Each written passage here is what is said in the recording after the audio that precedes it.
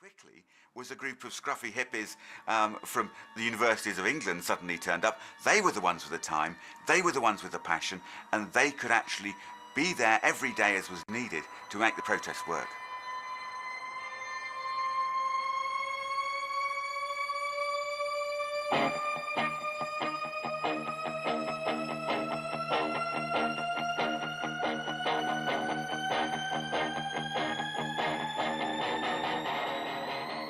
I was at a Hawkwind gig in Brixton, an all-nighter, and I started chatting to the chap dancing next to me, and he said, "Oh, I've just come back from this place just outside Winchester. They're trying to put a road through it. There's some people living there." Sounded instantly like somewhere I needed to go. We've got graduates, we've got people still at university. I've left university a year ago. We've got craftspeople, we've got musicians, we've got artists. We've got a lot of very, very spiritual people here. And I'd be in this dry lecture, and then I'd dash out of the lecture, grab my rucksack, hitchhike down to Twyford Down, and arrive at the camp, and something would have happened that morning.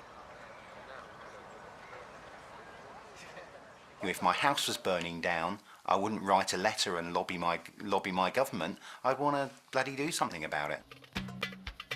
Jason Torrance was a member of a direct action group called Earth First. What they proposed was a permanent camp pitched directly in the line of the motorway. The camp's residents became known as the Dongas, after the Iron Age tracks that ran across the down. Well, how do you live like this? How do you really live like this and survive? Because we're actually cold and wet, and this isn't a joke, and we haven't actually got homes to go to anymore. This is it. There were moments where it was desperately grim, really dire. A lot of people got very ill and very poor hygiene. We'd just be hunched around this little burner, pitifully, this huge flapping tent, the goat in one corner. And bad stomach upsets, that kind of thing. It was quite hard to keep yourselves clean. I bloody hated the whole camp thing. I hated being in a tent. I hated being cold. My remaining memory is being constantly cold and wet and damp. Some people might find this way of life rather strange, but the Dongas have already got the support of the Canon of Winchester and dozens of well-wishers from all over Hampshire.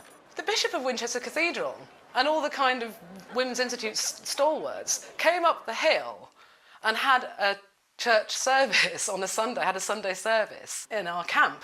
And we're all singing Jerusalem, this green and pleasant land. Dreadlocks waving, there's stout ladies in their tweed skirts, and the bishop, and we've got our face paints on, and he's doing his God thing. And it's essentially the Monty Python nature of the British psyche, really. Just indicates the anger that people express over what is being proposed. The devastation of this countryside is unacceptable.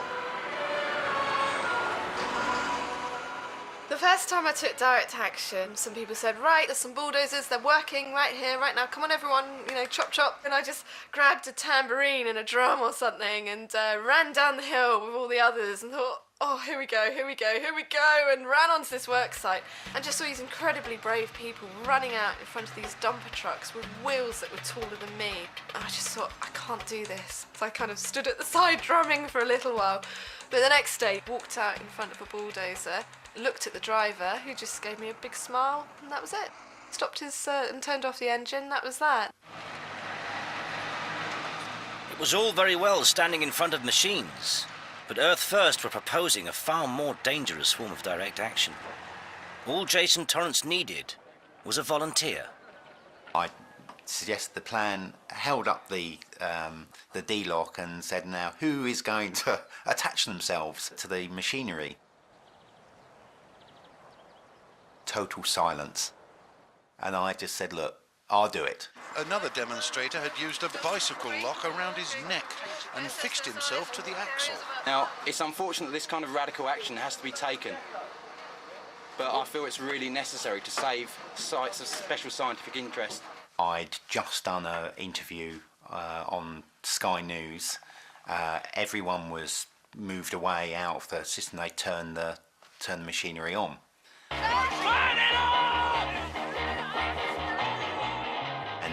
just one word entered my head at that time, which was...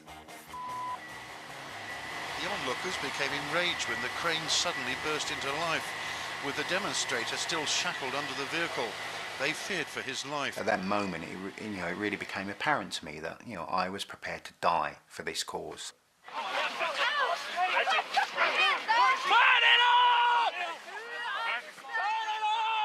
The police did insist that the vehicle was turned off, and they decided to try and find the key to that bicycle lock. So they started to undress the man, and luck upon luck, they found it on a chain around his neck. Some of the actions taken by the protesters were pretty extreme. I do remember one particular protester holding a very young child standing in front of this extremely large bulldozer, and it was an extremely dangerous thing to do. I just couldn't contemplate how he would do it. And that was really why the extreme actions had to be taken in terms of security measures on site to actually progress the work. After 9 months of disruption, the government had had enough. They decided to take action themselves. It was about 5, 6 in the morning. I was woken up suddenly by a guy saying, quick, quick, quick, get out of bed now. There's 100 guys in yellow jackets crawling all over the Dongas. I think they're here to do some surveying. You can see this kind of like yellow shimmer. And it's like, what the f*** is that? It was a great army. It became known as Yellow Wednesday because they were all wearing yellow jackets. And these guys were just all over the place. And they were circling the machines to bring in the machines. It was like the Romans are coming. It really was, the Romans are coming. Oh my God, this is it, this is it. And then it all just went completely pear-shaped. It was just everyone doing their utmost to defend that land, through passive resistance, through throwing ourselves in front of the machines, from climbing on top of the diggers, to lying down in front of the security guards, anything we could think of, to try and slow down the pace of work. We were outnumbered like 3 to 1, 4 to 1, I don't know. Plus they were like 3 times our size, most of them. And it got very, very rough very, very quickly. The security guards were almost going out of their way to hurt us as much as possible. They would grab you by your hair, I had long hair at the time, grab you by clumps of hair and just drag you over flints, through hawthorn, through brambles, throw you onto metal, that kind of thing, just deliberate violence. The media-savvy Dongas quickly alerted the press, and by lunchtime, Yellow Wednesday was news. 50 private security guards and around 30 members of the so-called Dongas tribe fought over land. I can't believe I'm in England. I mean, if you showed pictures like this from Romania or Russia, you say, all terrible and you get head up. But those are John Major's bully boys. That's the only thing we can say. The camp was destroyed. Rebecca and Jason were banned from entering the site.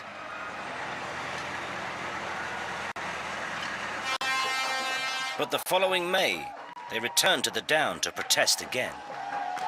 By this time, the site looked completely different. The cutting for the motorway had been excavated, leaving white chalk exposed. Rebecca and Jason were soon arrested and ended up in court. One by one, we all stood up and made our statements. I don't think it made that much impression on the judge, and he said, "You have been quick to snatch the martyr's crown. I think you'll find it uncomfortable headgear," and promptly sent us all to prison for 28 days. I was staggered. I was absolutely staggered. All we did was dance on Twyford Down and take part in a peaceful demonstration, and we were sent to prison.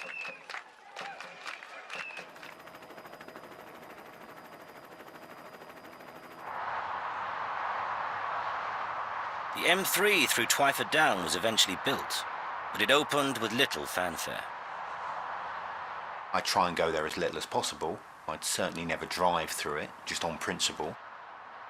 I remember taking a train journey once with Rebecca, and it was almost like the first time we'd seen it, and we couldn't really bear to look at it. It was a scar in the landscape and in us.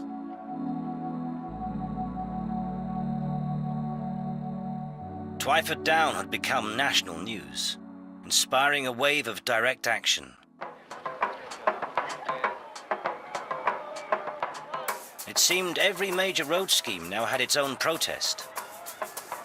The government's road-building plans have infuriated and united the environmental movement. Homes, not roads!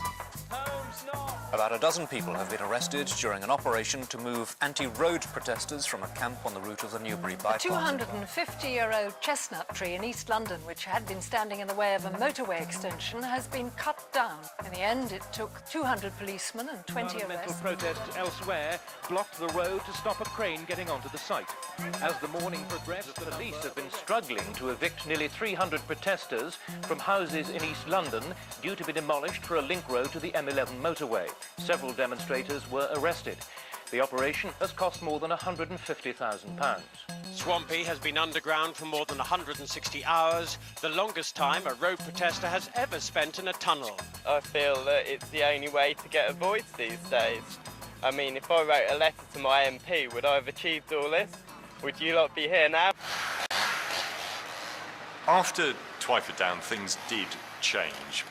I lived in liberal lefty Islington, so you didn't really want to say down the pub or at the dinner party, yes, I work for the road lobby, or I work in transport, or something like that. There's no doubt the road protests have had an influence, kind of turn people against motorway building.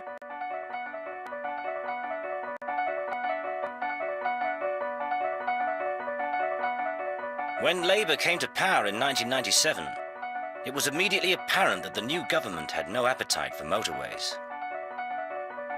Public transport requires a greater priority.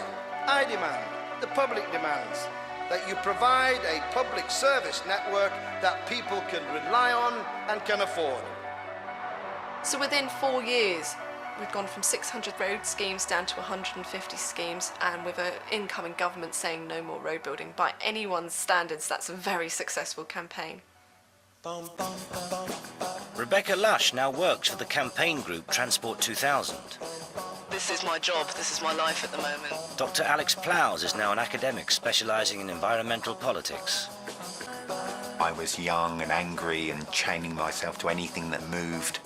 I am now campaigns director of Transport 2000, one of those, professional experts.